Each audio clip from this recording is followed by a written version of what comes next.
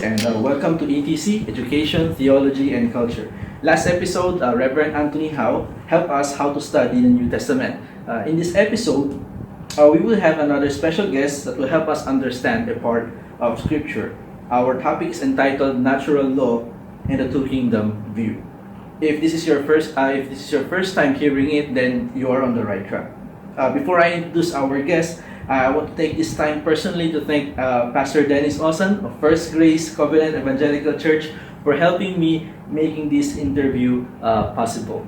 So let's get the ball rolling. Let me introduce to you our special guest in this episode.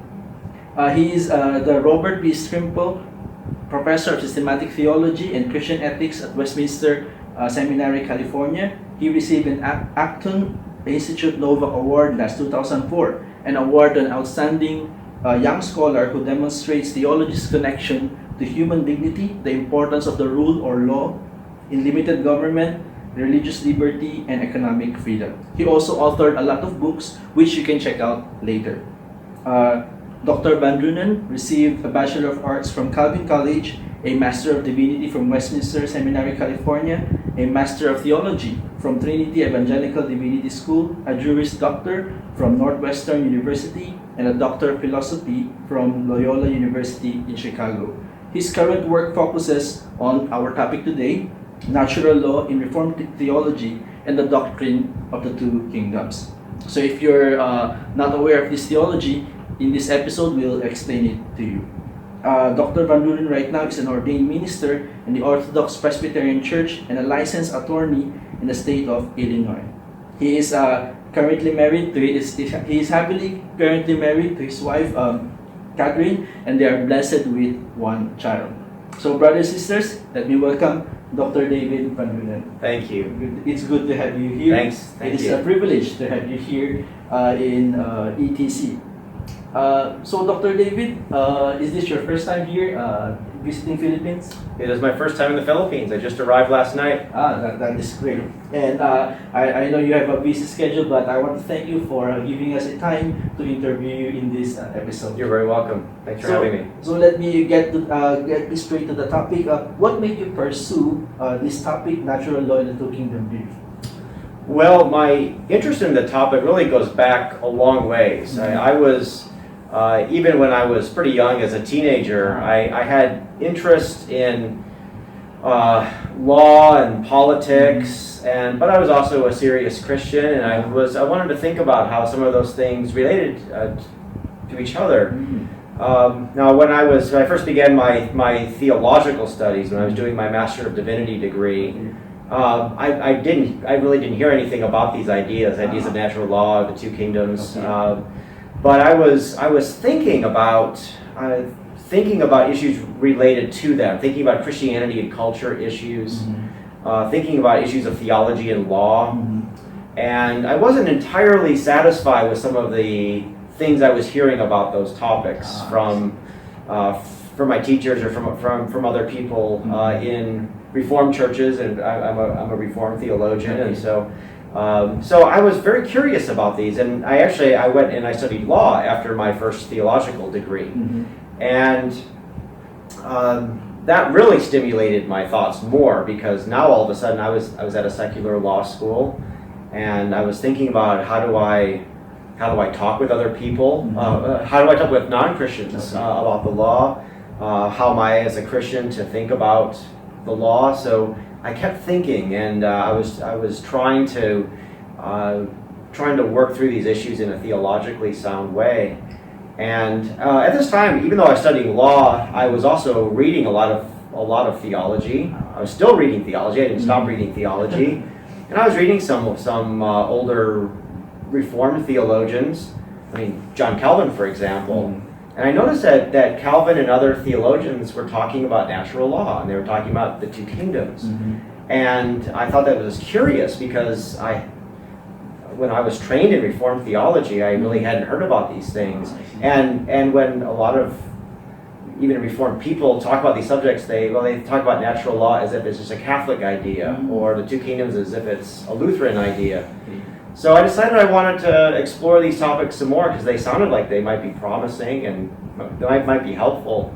So I continued to think about these issues, and then so began to explore natural law and explore the two kingdoms. And I kept doing that when I went to I did my PhD degree in theological ethics. And it turned into a much larger project that I've now been working on for, well, in some form or another 15 or 20 years. So before you publish your your books regarding this topic, before it was that the idea is there, but it's kind of scattered, and what you did was form this into a more organized teaching. I think you could put it that way. Yes, my first big book on the subject was a historical study, trying to explore what older theologians had said on these subjects, and then try to understand how Christian thinking had developed on these topics.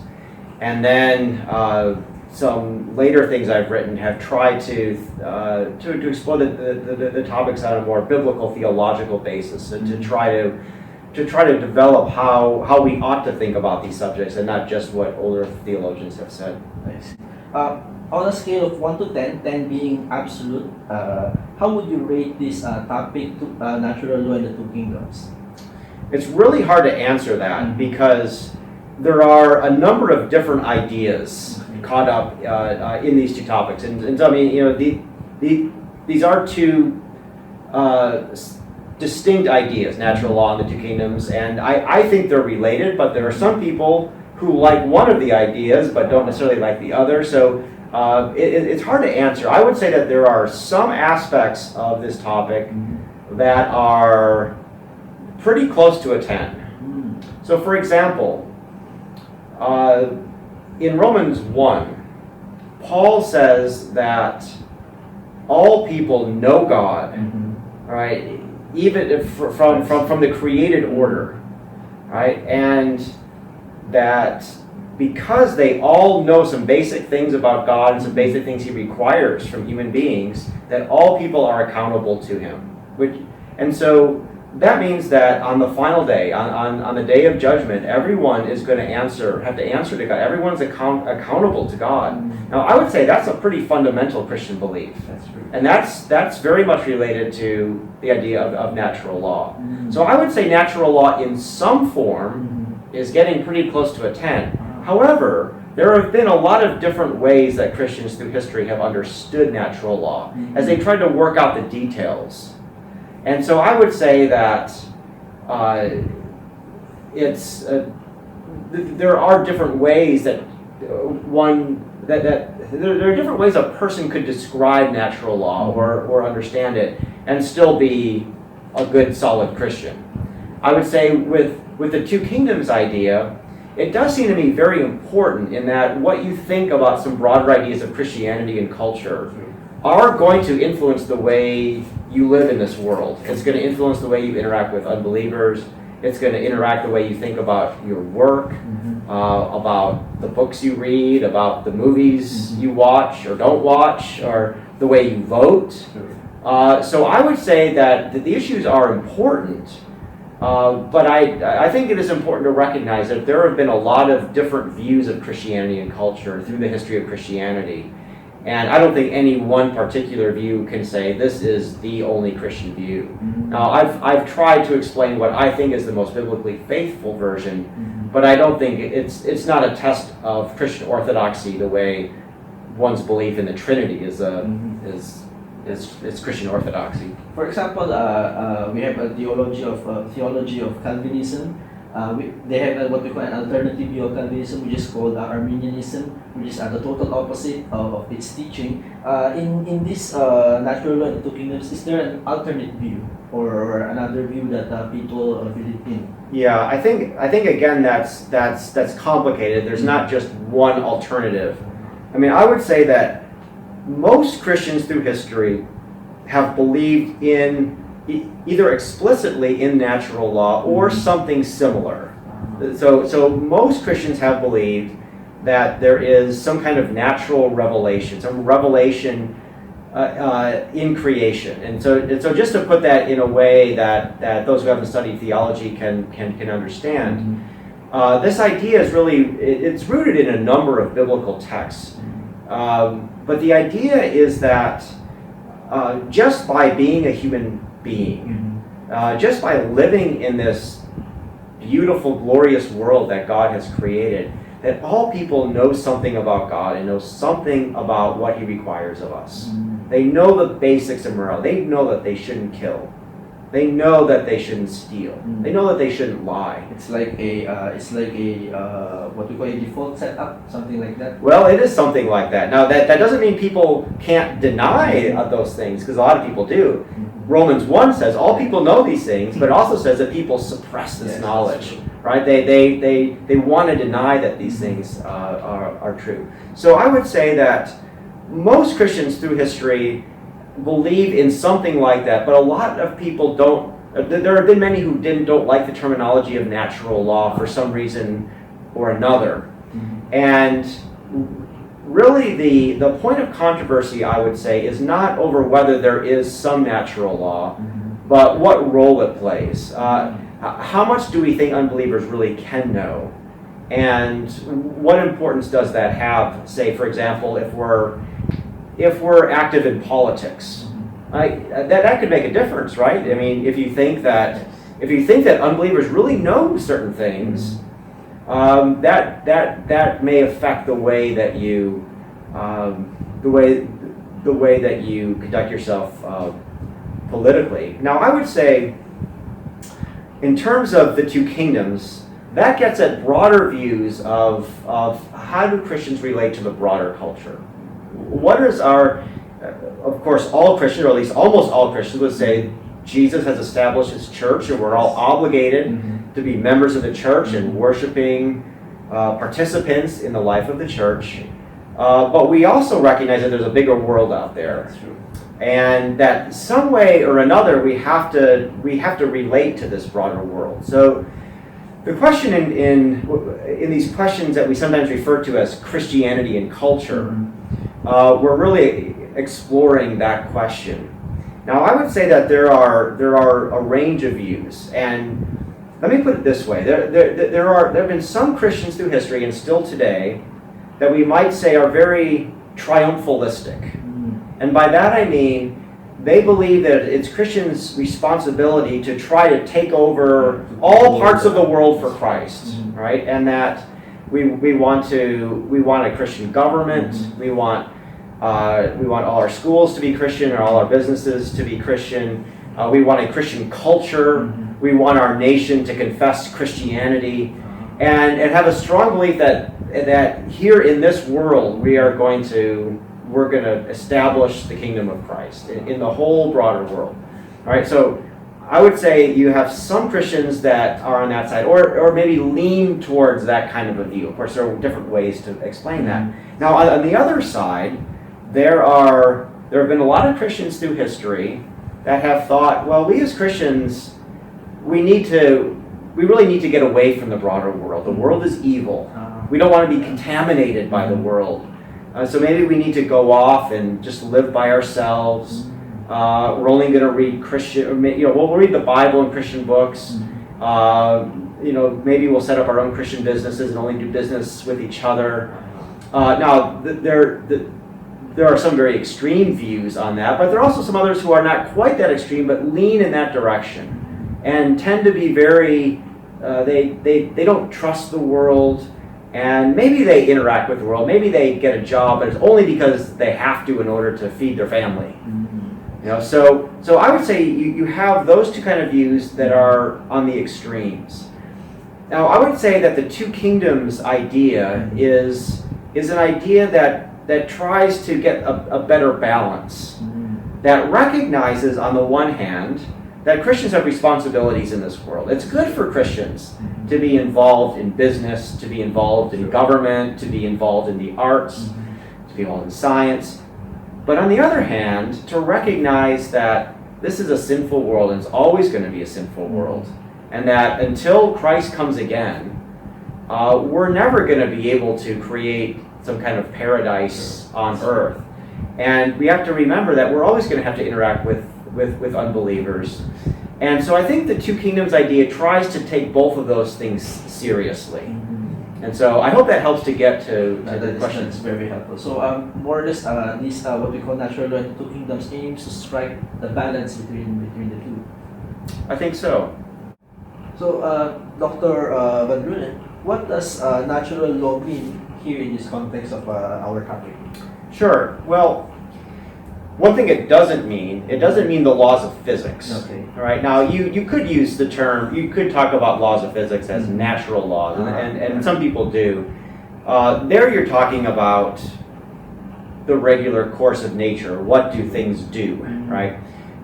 When we're talking about natural law here, we're talking about law in moral terms. And so when we talk about the law of a society, or we talk about the law of Moses, then we're not talking about scientific things. We're talking about moral things. Right and wrong things. That's right. Okay. Right. And so the natural law is, first of all, a kind of a law. Mhm. What is a law? Well, a law is something that instructs us how to live, how to conduct ourselves.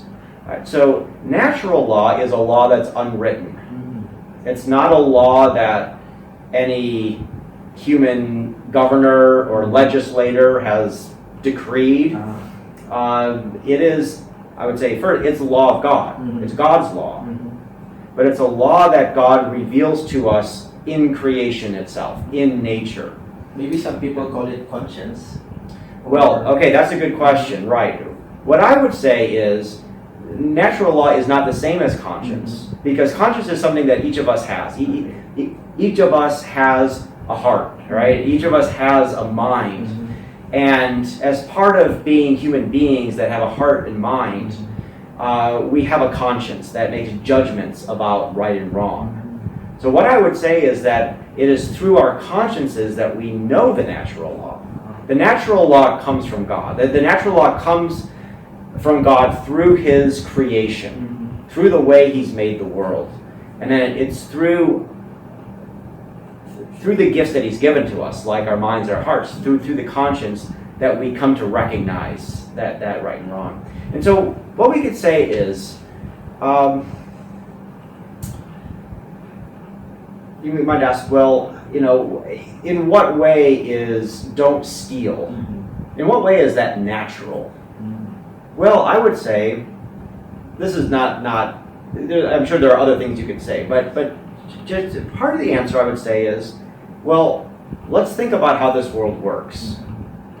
Imagine a society in which there were no rules about stealing. Imagine if everyone just took whatever they wanted from whoever they had it. Now, what would that society look like? Chaotic. It would be chaotic. There would be no productive economic activity because you couldn't, no one would plant a field because someone would just go and steal it. You wouldn't start a business because someone would just steal what you had, right? And so you can say, look, if given the way this world is, given the way we are as human beings, we have to have some conception of property and we have to have some kind of respect for each other's property. So you see, the idea of stealing being wrong is not some arbitrary rule. It fits the order of the world that God has made. And I think we could talk about that in terms of sex, in terms of the command, do not commit adultery. That's not an arbitrary rule. That actually, that orders our lives in ways that fit who we are and what's good for us and the way we need to live if we're going to have productive, orderly, fruitful lives. And so it is. I would say, remember, it's God's law because God's the one who made this world. God made nature the way He did. He made us the way He did. All right, but we know these things through an understanding of the creation order.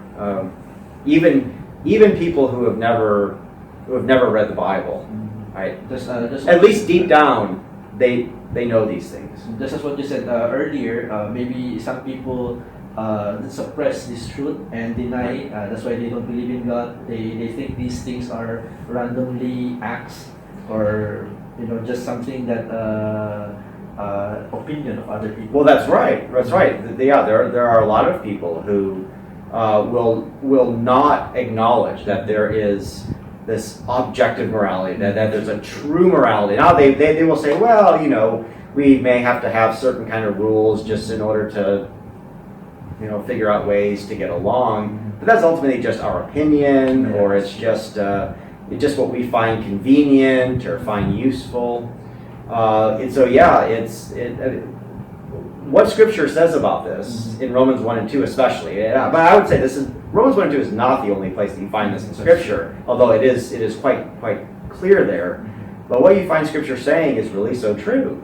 People know these things, but they suppress these things. And of course, then in Romans 2, Paul talks about the conscience and people's consciences making judgments, and people's consciences judging themselves when they fail to obey these things. And we often see this in unbelievers, don't we? That people have a sense of guilt for things, and they don't like that guilt. They wish they didn't have it. But often we see the work of conscience even in people who don't want to acknowledge the existence of God. How about the two kingdoms? What does these two kingdoms represent? Sure. Yeah. The two kingdoms gets at the idea, first of all, that God rules all things. God is the supreme king of all the world. He created the world. He sustains the world. Everything is ultimately accountable to God. Right? The two kingdoms gets at the idea that God has a twofold rule of this world. That though He rules all things, He doesn't rule everything in the same way. So the first thing I would say then is the two kingdoms are God's two kingdoms. It's not as if one kingdom belongs to God and the other kingdom belongs to Satan or to you. Because I think some of the teachings in the Bible tells us that there's actually two kingdoms, God's kingdom and the devil's kingdom. Well, that's true. Earthly kingdom. Now, I mean, we could potentially talk about three kingdoms. I mean, we could talk about the kingdom that Satan tries to establish, by which he fights against him. But when we talk about the two kingdoms doctrine, we're not talking about Satan's kingdom. Right? We're talking about two kingdoms of God. So on the one hand, you have this rule of God that I like to call the common kingdom. It is a rule of God that is that's rooted in His creating and sustaining this world. Right? So God rules the whole world in general. He upholds the order of nature. He upholds human societies, right? All over the world, right? There are human societies, and we find in them that people are doing business, that there are laws, there are governments, there are schools, people are doing art and science. And I mean, in many of those societies, there are few, if any, Christians, and yet we find God sustaining these societies, and God has. There are good purposes for those societies. There are actually good things that happen in those societies. I mean, they're not good in that they merit any salvation for God, but there are still we still see some elements of truth and some elements of beauty in those things, and so. What I say is that through God's work of creation, His work of providence, we find these societies all over the world. We find families, and we find economic life, and law, and government. Now, on the other hand, God also has a kingdom which I like to call the redemptive kingdom. So God is not just sustaining all the world and preserving a certain goodness in the world, but He's also redeeming a people for Himself. He's gathering the church to Himself, calling people out of darkness into His light. And I think we see through the church, through the ministry of the gospel, we see that God is establishing a different kingdom. And ultimately, I would say this redemptive kingdom, it's ultimately the new creation. That's what it is. Right? It's heaven. It's this new creation that's coming. That's the kingdom that's going to endure forever and ever. As Hebrews 12 says, it's a kingdom that cannot be shaken. Right? That's this kingdom we're talking about. And this kingdom, even now, is being already you can see it in the church, right? In the ministry of the church, in the life of the church, you see the power of that kingdom. it's interesting that in the very first time that the New Testament refers to the church, it's in Matthew 16. Jesus says, I will build my church. It's quite a well-known text. You remember what he says right after that? He says, and I give you the keys of the kingdom of heaven. Right? So he's giving his kingdom, that new creation, the kingdom of heaven. Right? The church has the power of that kingdom. So that's a basic explanation of the two kingdoms. Right? And so I, as a Christian, I belong to both kingdoms in some way. I say I'm a citizen of both kingdoms. All right. I mean, I have obligations in we would say ordinary life, in common life. Right. Christians get jobs. They open businesses. They work with all sorts of people. Right. They don't just do business with the Christians. They can do business with other Christians. They can participate in law and government and all these things. So.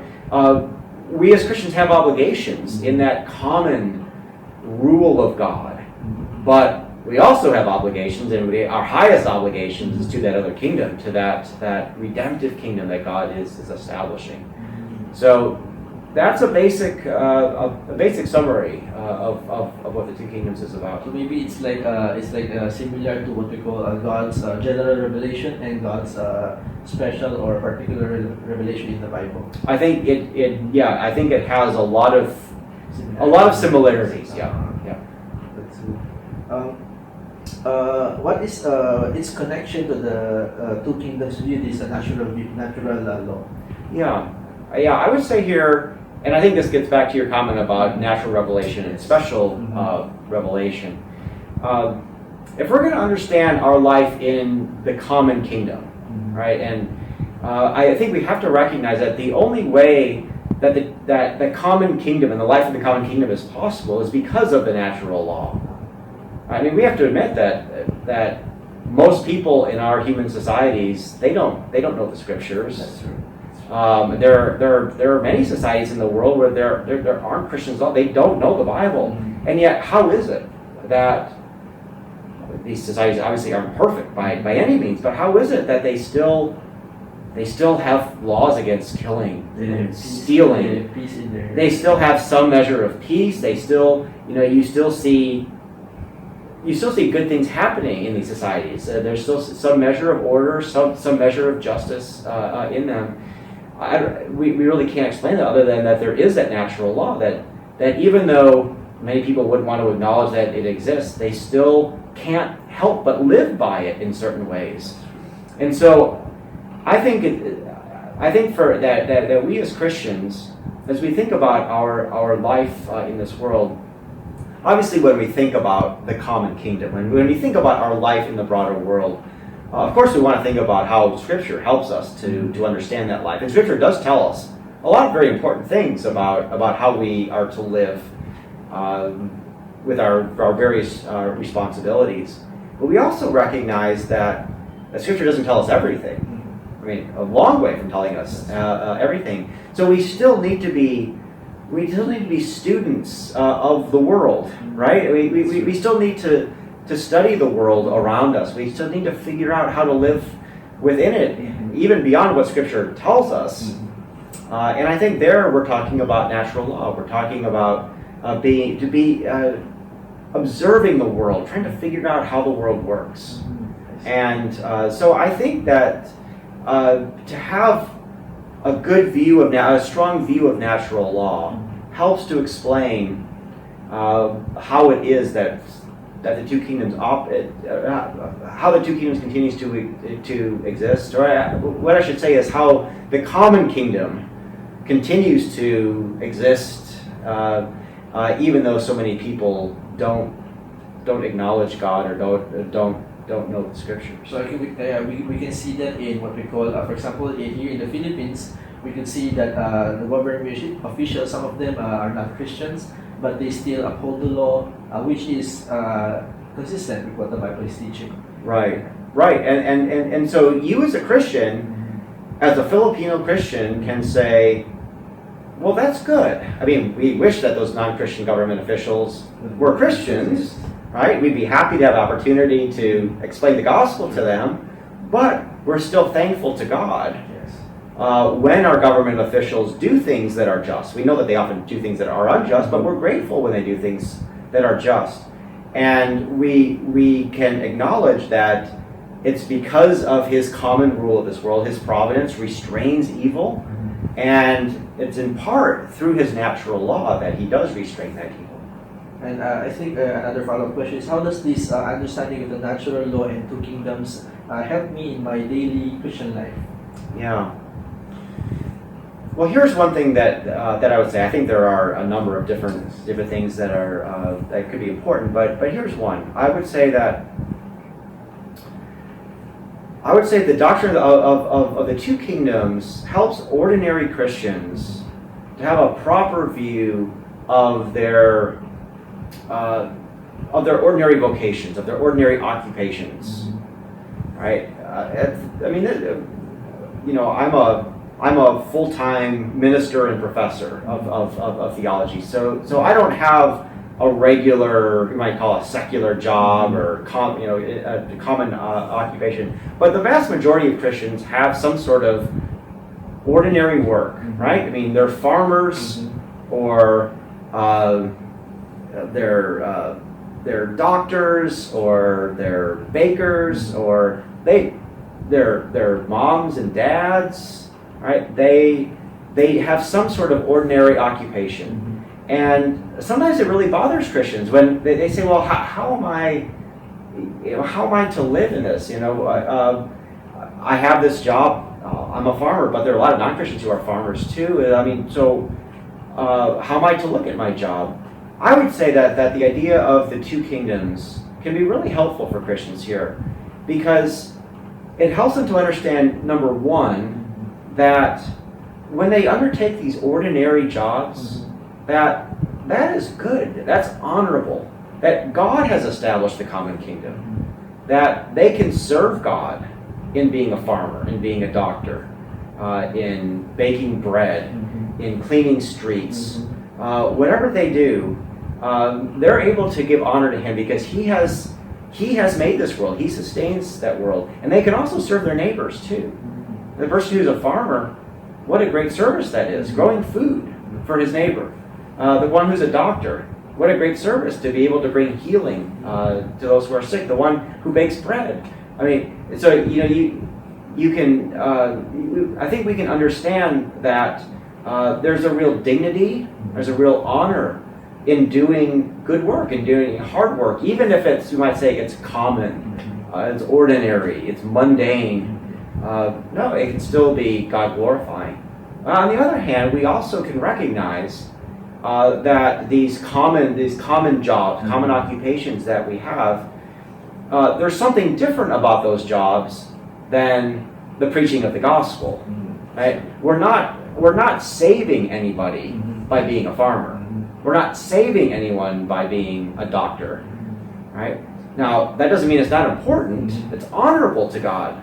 But we also recognize that we also need the church, and we also need preachers. The church needs to do its ministry. And so I think the two kingdoms helps ordinary Christians to have a high view of their ordinary work, but also to remember that this is not all that there is. There are other things that are crucially important for advancing God's work in this world. Because in the past, I heard that as a Christian, our only focus is, the weight of our maybe responsibility or ministry is only to share the gospel. Yeah. But maybe when you're working, for example, for a baker, a farmer, maybe that's more of a secondary. This view sees the importance of both and doesn't neglect any of those. I think that's right. Yeah, I think if you hold a good two kingdoms view, you'll do exactly what you're saying. Right? Is that you will not. You would never say to the farmer, well, being a farmer is not important, but unless maybe you have opportunities to witness to people, through your work of farming. Well, no. Your work as farming is very noble. It's very dignified, and God is pleased when you do it well. So it's a way, I think, to give some some encouragement to ordinary Christians that they can do common work, and they can work alongside unbelievers in doing this work, and that can still honor God. Now, they have to remember that the work of the church is absolutely essential for advancing the gospel. So we don't want that being a farmer or being a doctor or being a baker to become everything for them. You want to keep it in perspective. But I hope the Two Kingdoms idea helps maintain a proper balance of those things. So these people who are working what we call common jobs will not be discouraged. That they might think that what that they're doing, planting fruits, is as a very inferior or something that will be Right. neglected. That's right. And that will help them give them encouragement. I hope so. Thank you, Dr. David, for explaining these things. These things are really helpful for those Christians who haven't heard of this theology. Aside from reading regarding this topic, how can we, as Christians, improve or develop our understanding of this natural law and two kingdom view? Sure. Well, in terms of the Two Kingdoms, perhaps it might be helpful for all your listeners to really give some thought as to how they look at their jobs, their ordinary, and that could be, maybe their, when I say job, I mean the place where they go to make a living, but it could be the way they look at being a mother and a father, or other sorts of activities in the world. Why are they doing them? When you go to work in the morning, are you going just to make money, just to get a paycheck so that you can have the things that you want in life? Different perception of Or are you going to serve God? And are you going to serve your neighbor? Now, of course, we want to, we all need to make a living. That's fine. There's nothing wrong with that. But I think when we think about the Two Kingdoms, it reminds us that God has established these various areas of life. He preserves our society, and we ought to be serving Him and serving our neighbor in them. So I think people could think about that. But I think they could also have some reflection about the importance of the church to them. Because I think a lot of Christians can become so busy with everything. I know that's true in the United States, and it's probably true here in the Philippines too. You get very busy. And sometimes you forget about how important the church is. In fact, you forget that the church actually should be at the center of your life. Because it's in the church that Christ is saving a people for Himself.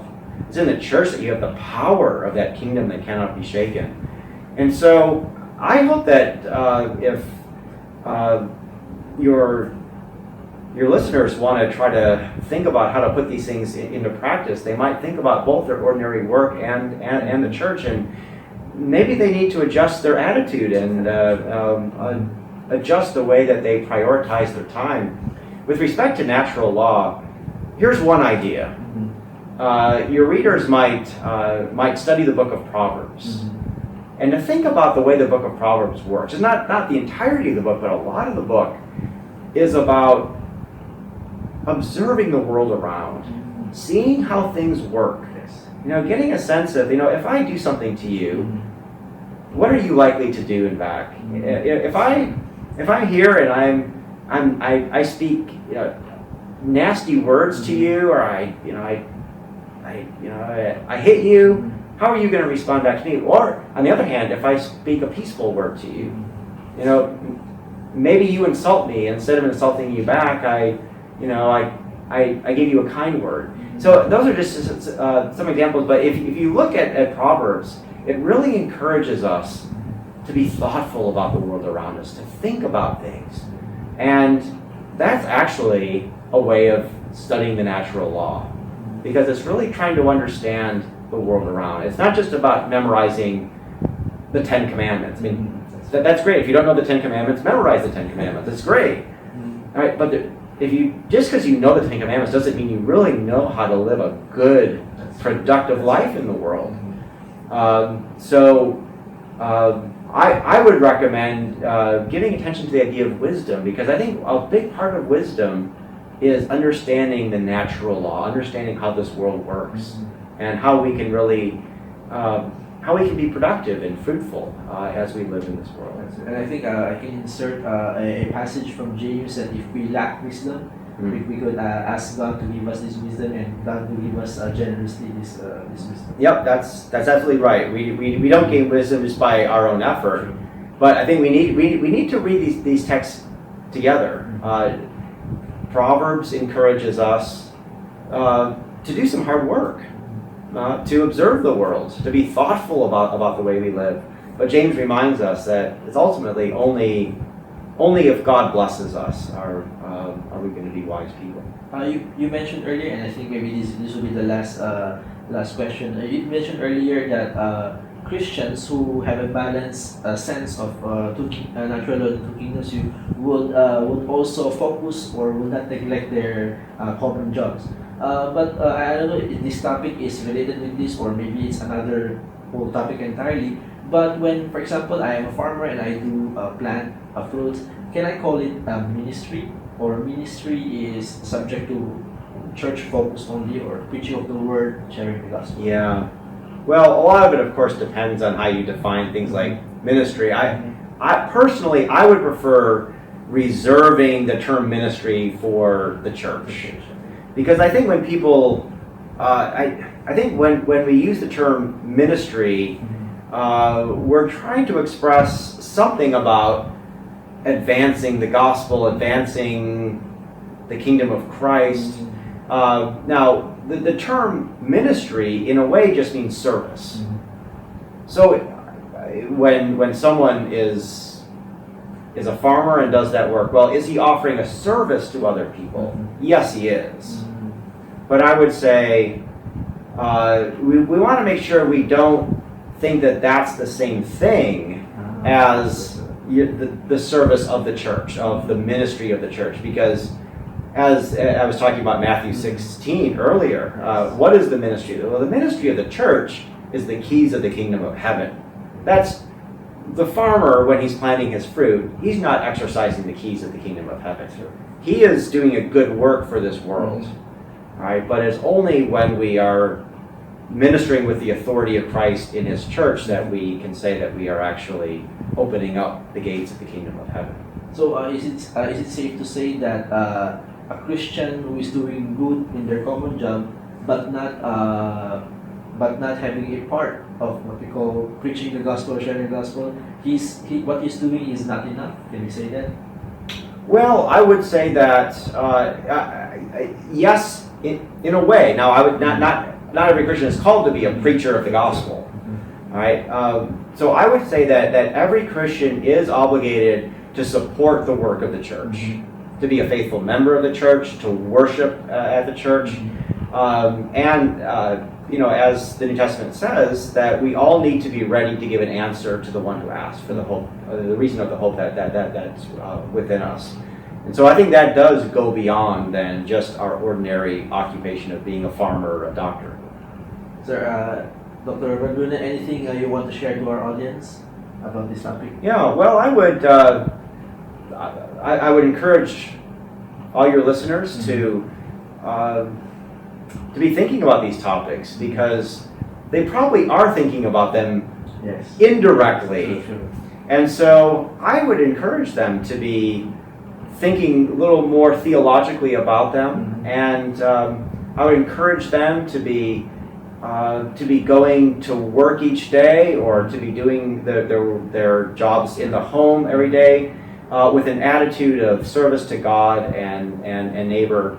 But I'd really encourage them all to be making the church and their commitment to the church and the worship in the church to make that first and not just an afterthought. Thank you, David, Dr. David Vandrunen. My pleasure. If you want to know more about Dr. David Vandrunen's work, you can check it out in the books in Amazon. I will put the link here in the video. Actually, right now, I'm not sure if I'm updated or not, but currently, I'm not sure if his books are being sold here in the Philippines. But if his books is already being sold in the Philippines, I will let you know. I will give you an update. Okay, once again, we want to thank Dr. Vandrunen for his time, And I also want to thank you guys for listening, and I hope you learned a lot from these episodes. If you have questions, or if you want a topic that you are not familiar or you don't know and you want ETC to discuss it, feel free and don't hesitate to comment below. Once again, I'm Wayne, your host, and reminding you to subscribe, share, and see you soon. Shalom.